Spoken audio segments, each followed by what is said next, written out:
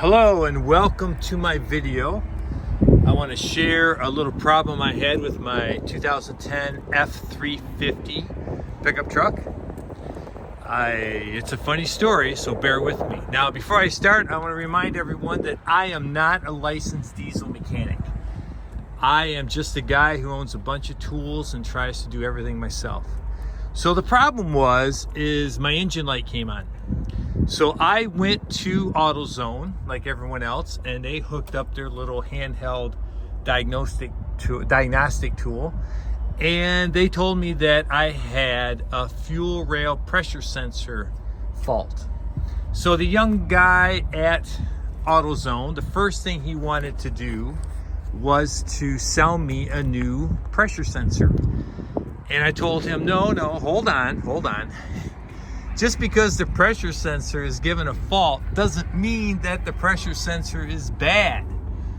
Okay, they don't just put pressure sensors in the engine so they go bad. They're there for a reason. That pressure sensor determines if there's adequate pressure in the fuel rail feeding the fuel injectors. So I hadn't changed the fuel filters in a while, so I thought, you know what, I'll start there. So I purchased the fuel filters and I replaced them, started the truck up, and the engine light was off, and I thought, oh my god, this is awesome. I fixed it. Now the fuel filters did not look that bad, so I was kind of surprised that it fixed the problem. So I drove the truck, I went and picked up a dumpster. I have a dumpster business. And I was driving and the truck stalled out. And I pulled off to the side of the road, coasted to the side of the road, waited a few minutes. The truck started up, drove about 3 or 4 more miles, and then the truck kicked off again. It stalled out again. So I did that 5 or 6 times to get the truck back to my lot. Once I got the truck back to my lot, I decided, okay, I got to troubleshoot this.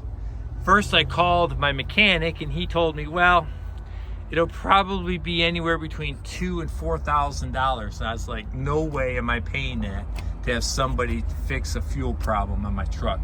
So here's what I found out, and I hope you guys can learn from this and use this to help you fix your problem.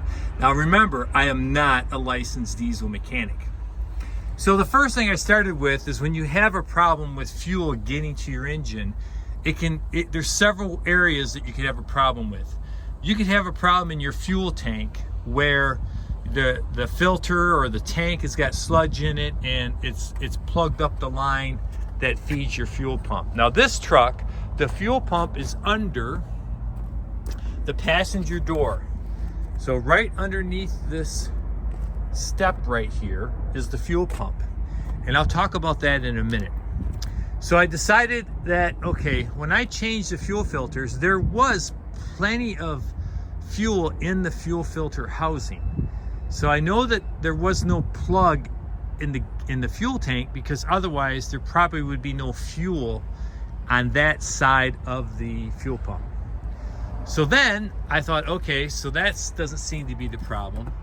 So you come up here and this little Schrader valve right here, okay, from your fuel pump, you have a line that comes up to here.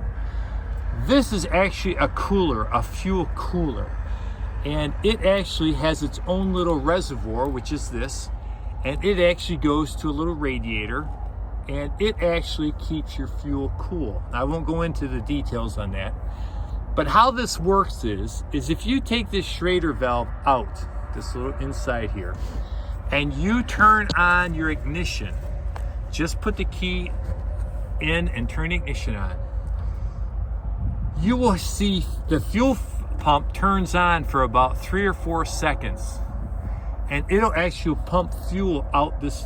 You'll see fuel come out of the Schrader valve. I did that and no fuel was coming out of that Schrader valve. So that pretty much determined that I had a bad fuel pump.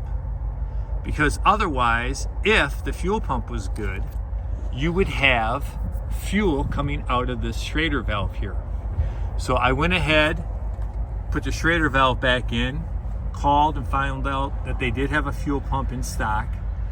But then I got thinking, I really did not want to try to change the fuel pump here at my lot. As you can see, it's a gravel parking lot.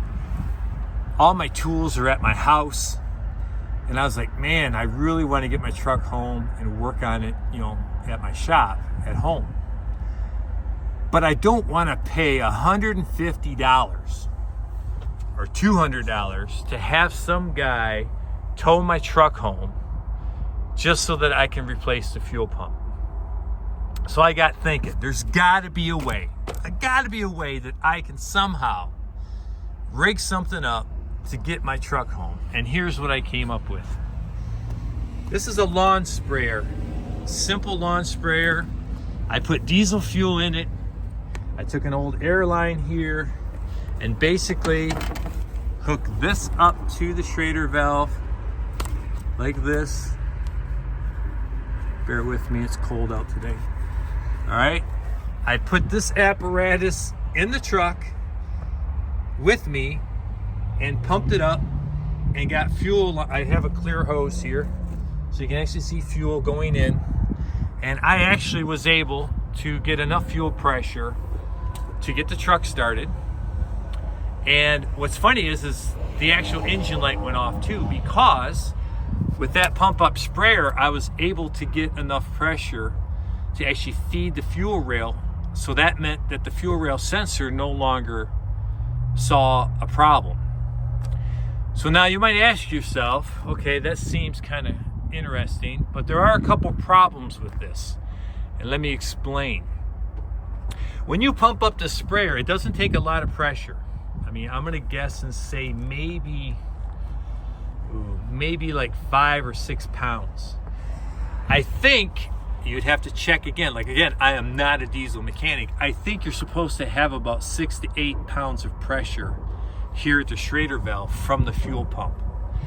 So the problem is the fuel, when you pump fuel in here, it's gonna go back to your tank. It's gonna go back to your fuel pump and go that way. And it's also gonna go this way, going into your high pressure fuel pump. Now I won't get into that because that's a different system.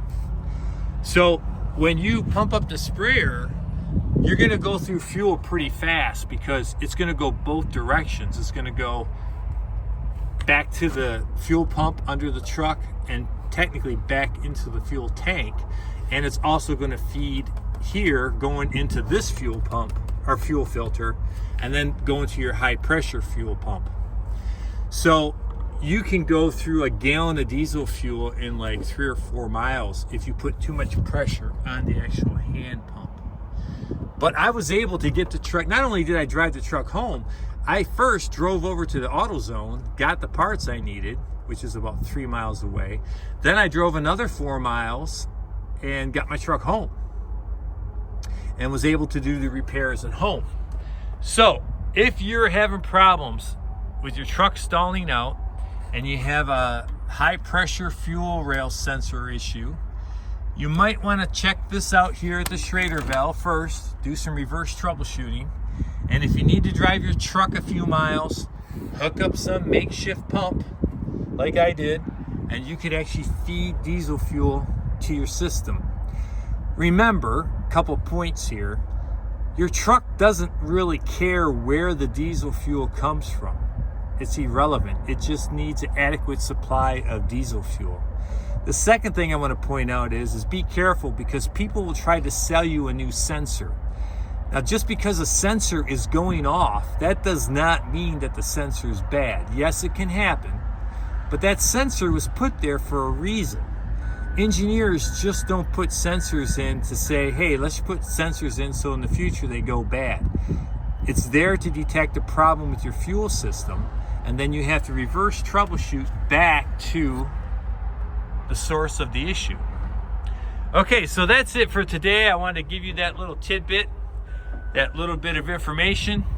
Again, I am not a licensed diesel mechanic. I'm just a dude who owns a bunch of tools, and I try to do everything myself. Okay, have a great day, and see you on the next video. Thank you.